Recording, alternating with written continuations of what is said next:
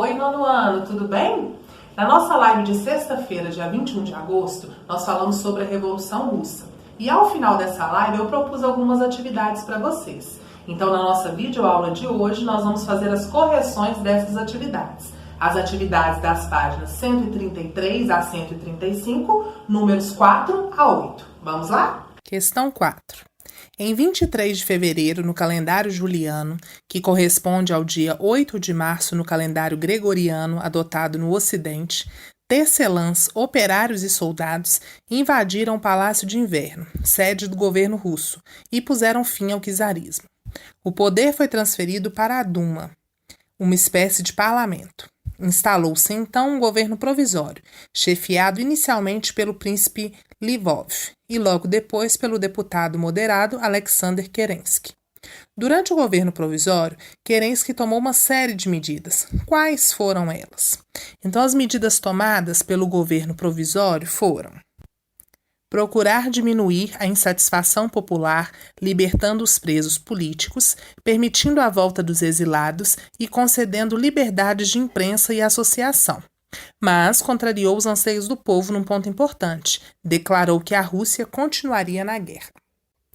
Questão 5. Tem aí uma notícia que foi publicada no Jornal do Brasil no dia 30 de abril de 1917. Um despacho procedente de Petrogrado informa que em uma reunião realizada ontem à noite, naquela capital, deu-se um pequeno tumulto, sendo expulso o socialista Lenin, que protestava contra a continuação da guerra, fazendo críticas violentas aos atos do governo provisório. Por essa leitura, nós podemos perceber que havia uma divergência entre o governo provisório de Kerensky e as ideias do bolchevique Lenin. Que divergência era essa? E como que o governo de Kerensky se posicionou? A divergência que tinha era em relação à retirada da Rússia da Primeira Guerra Mundial. E Alexander Kerensky, ele se posicionou mesmo com o povo pedindo a saída da Rússia do conflito, ele optou por manter o país na guerra. Questão 6. Em outubro de 1917, os bolcheviques tomaram o poder. Letra A. Quais foram as primeiras medidas do governo de Lenin? Então, Lenin, a primeira coisa que ele fez foi propor aos alemães a paz. Então, no dia 3 de março de 1918, a Rússia saiu da guerra, assinando um tratado com a Alemanha. As outras medidas: confiscou as terras da família real, dos nobres e da igreja ortodoxa e distribuiu-as entre os camponeses. Também estatizou a economia, indústrias, bancos e estradas de ferro passaram a ser dirigidos pelo governo russo. Letra B. Essas medidas dividiram a sociedade russa, o que acabou provocando uma guerra civil. Explique quem lutava contra quem nessa guerra e informe seu desfecho. Então, a Guerra Civil Russa ela durou de 1918 a 1921. De um lado, estavam os monarquistas, liberais e mencheviques. Eles eram defendidos pelo Exército Branco e eram apoiados pelas potências estrangeiras. Do outro lado, estavam os bolcheviques e o Exército Vermelho, que era comandado por Leon Trotsky. A Guerra Civil ela terminou com a vitória dos bolcheviques, que era o Exército Vermelho. Questão 7. É da Universidade Federal do Rio de Janeiro. Tem um texto. Em 1921, o problema nacional central era o da recuperação econômica. O índice de desespero do país era eloquente. Naquele ano, 36 milhões de pessoas não tinham o que comer.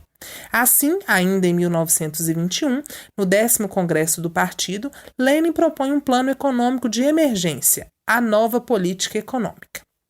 A NEP, Então, sobre a chamada nova política econômica, é correto afirmar que...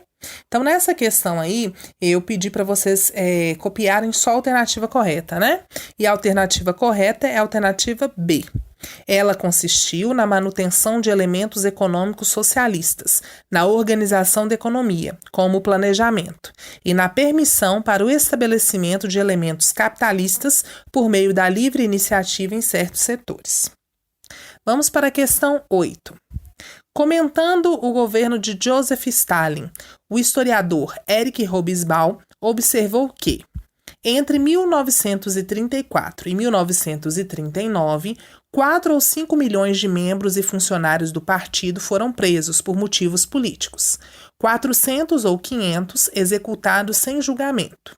E o próximo, 18º Congresso do Partido, que se reuniu na primavera de 1939, continha 37 sobreviventes dos 1.827 delegados que tinham estado presentes no 17º Congresso, em 1934. O que deu a esse terror uma desumanidade sem precedentes foi o fato de que não reconhecia limites convencionais nem de qualquer tipo. Então, nesse texto, o historiador ele está se referindo a qual partido? Então, ele se refere ao Partido Comunista da União Soviética, o único que era permitido no país durante o governo de Stalin. Letra B. O que o texto permite concluir sobre o governo de Stalin? Use as suas palavras. Então, essa aí é uma resposta pessoal, mas a gente tem aí como uma opção de resposta, né? Ou dentro do que você colocou, que serviria aí como uma resposta correta, é que o governo de Stalin foi uma ditadura. E foi uma ditadura muito violenta, sem precedentes na história da humanidade. Se a gente falar do quesito crueldade, a gente pode equiparar a ditadura de Stalin à ditadura que Hitler implantou na Alemanha nazista. Letra C. De que forma o historiador caracteriza o governo de Stalin? Então, no texto aí, o historiador caracteriza como um regime baseado no terror, uma ditadura que desconhecia qualquer limite. Então, nono ano, essa aí foi a correção das atividades propostas. Um abraço.